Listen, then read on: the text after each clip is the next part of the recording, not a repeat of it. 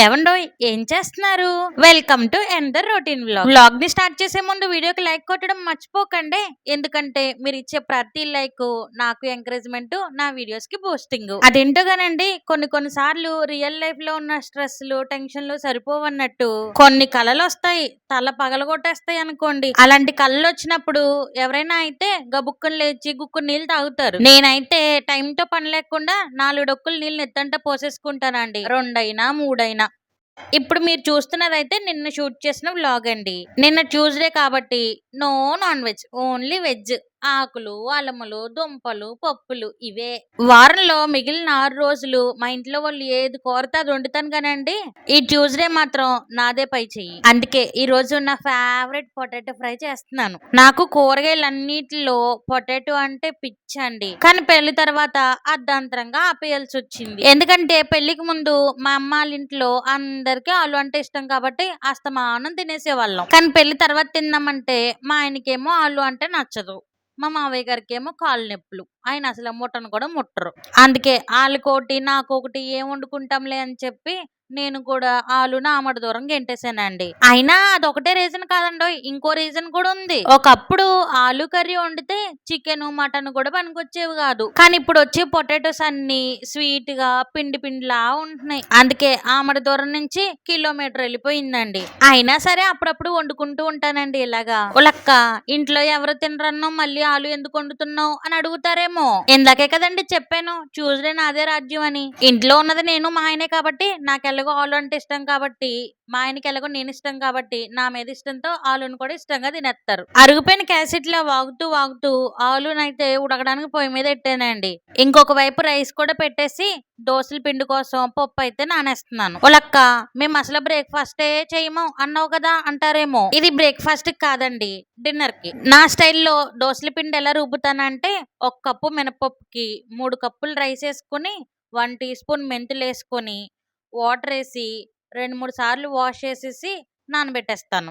దోశలకి normal సన్న బియ్యం కంటే రేషన్ రైస్ అయితే చాలా బాగుంటాయండి. ఈ రోజు ట్యూస్డే కాబట్టి ఒక పూట రైస్ తింటాం అనమాట, ఈవినింగ్ టిఫిన్ చేస్తాం. నేనైతే దోశల పిండి ఇలాగా 3 days కి ఒకసారి రుబ్బి పెట్టుకుంటా అండి. ఓ 3 days పాటు నైట్ డిన్నర్ లోకి ఏం చూసుకోకర్లేదు. ఈ పప్పు బియ్యం 2-3 సార్లు వాష్ చేసేసి ఇలా ఫుల్ గా వాటర్ వేసేసుకొని మూత పెట్టి నానడానికి పక్కన పెట్టేశాను. నేను ఈ పప్పు అయ్యి నానబెట్టే లోపు దుంపలు కూడా ఉడికిపోయాయి. స్టవ్ ఆపేసి చల్లారబెట్టేయడమే.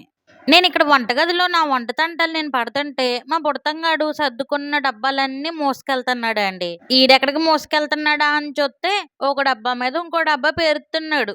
ఎందుకు అవన్నీ ఎందుకు పేరుతున్నాడో తెలుసా? మన ఎగ్జిబిషన్ లో ఇలా గ్లాస్ మీద గ్లాస్ పెట్టి బాల్ తో కొడతాం కదా, అలా కొట్టడానికి. అప్పట్లో నా చిన్నప్పుడు నేను ఈ వయసులో ఉన్నప్పుడు చీముడు ముక్కు వేసుకుని మా అమ్మ సంకనెక్కేదాన్ని. కానీ ఇప్పుడు పిల్లలు ఉన్నారండి, 5G కాదు 10G వర్షన్లే. ఎక్కడెక్కడో చూసినవన్నీ ఇంట్లో ప్రయోగిస్తారు.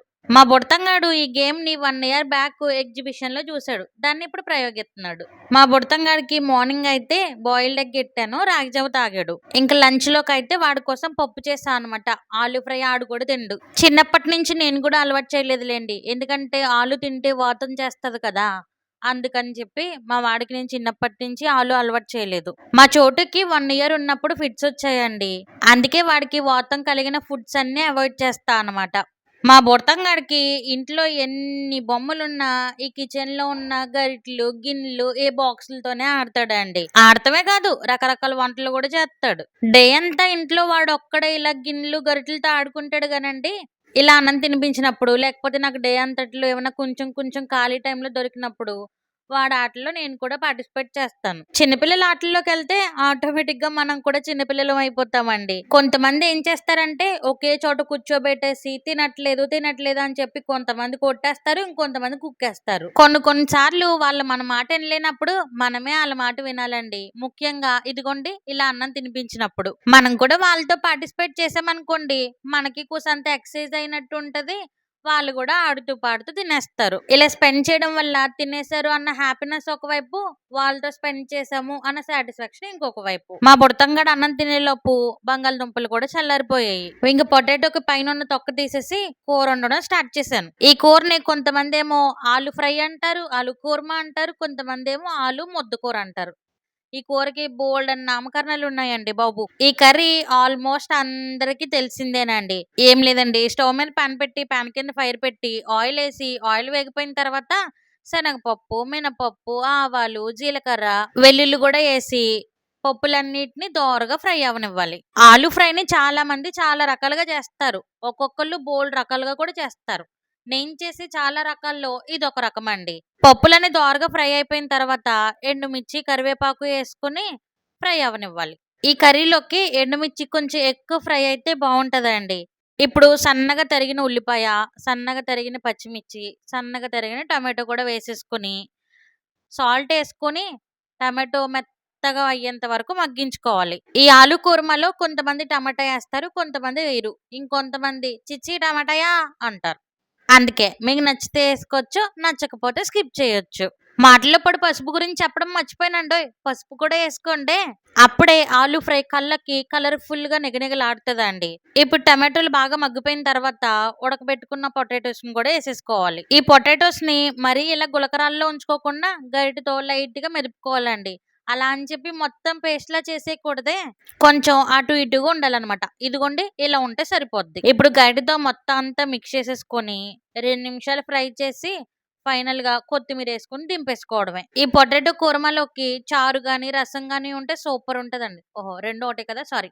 చారు గాని, పప్పుచారు గాని ఉంటే అద్దిరిపోద్దండి.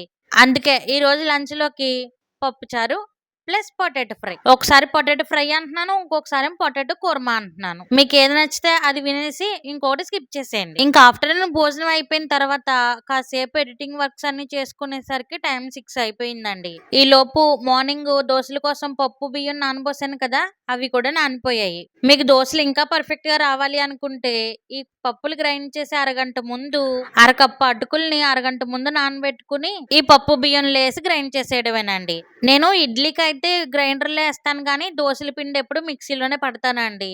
కానీ మా మిక్సీ జార్ పోయిందనమాట. సరిగ్గా నలగట్లేదు. ఇంక అందుకే ఈసారికి గ్రైండర్‌లో ఏసేస్తున్నాను. అయితే నేను బయటికెళ్ళినప్పుడు నన్ను కొంతమంది గుర్తుపడుతూ ఉంటారండి. కొంతమందయితే "మీ వీడియోస్ బావుంటాయండి. మీరింతలా ఎలా మాట్లాడగలుగుతున్నారు" అని చెప్పి అడుగుతారు.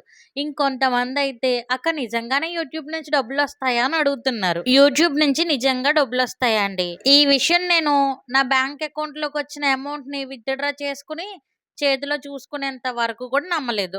అంటే మనం మన వీడియోలు పెట్టుకోవడం ఏంటి, వాళ్ళెవరో డబ్బులివ్వడం ఏంటి అనుకునేదాన్ని. కానీ యూట్యూబ్ నుంచి నిజంగానే డబ్బులొస్తాయండి. మనం వీడియో చూస్తున్నప్పుడు యాడ్స్ ఒస్తాయి కదా మధ్యలో. ఆ యాడ్స్ వల్ల మనకి అమౌంట్ ఒస్తాయన్నమాట. యూట్యూబ్‌లో వీడియోలు చేయడం స్టార్ట్ చేసిన తర్వాత 1000 సబ్స్క్రైబర్స్ అలాగే 4000 వాచ్ అవర్స్ అయిందనుకోండి. మన ఛానెల్ అంతా పర్ఫెక్ట్‌గా ఉండి, మన యూట్యూబ్ గైడ్‌లైన్స్ ఫాలో అయితే మనకి మానిటైజేషన్ ఆన్ అయ్యి మన వీడియోస్‌కి యాడ్స్ ప్లే అవుతాయి. ఆ యాడ్స్ ద్వారా మనకి మంత్లీ పేమెంట్ వస్తాయన్నమాట. మానిటైజేషన్ అయిన వాళ్ళకి మాత్రమే. కొన్ని సార్లు మనం తెలిసి తెలియక చేసిన తప్పుల వల్ల మానిటైజేషన్ మధ్యలో ఆగిపోతూ ఉంటది. ఒకవేళ మానిటైజేషన్ ఆగిపోయినా పేమెంట్ రాదండి. ఈ టాపిక్ మీద మీకు ఇంకా క్లియర్‌గా వీడియో కావాలి అంటే చెప్పండి. ఫుల్ వీడియో పోస్ట్ చేస్తాను. ఫైనల్‌గా పప్పు రుబ్బడం అయితే అయిపోయిందండి. నైట్ అంతా బయటుంచేస్తే ఫెర్మెంట్ అవుతది. రేపు మార్నింగ్‌కి పొంగుతది. ఎలా పొంగింది ఏంటి అనేది రేపటి వ్లాగ్‌లో చూపిస్తాను. ఇంకా ఈ రోజు వ్లాగ్ అయితే ఇదండి. రేపటి వ్లాగ్‌తో మళ్ళీ కలుసుకుందాం. అన్నట్టు వీడియోకి లైక్ కొట్టారా? కొట్టకపోతే కొట్టేయండి మరి. సరే గాని సబ్స్క్రైబ్ చేసుకోవడం మర్చిపోకండే. ఉంటాను.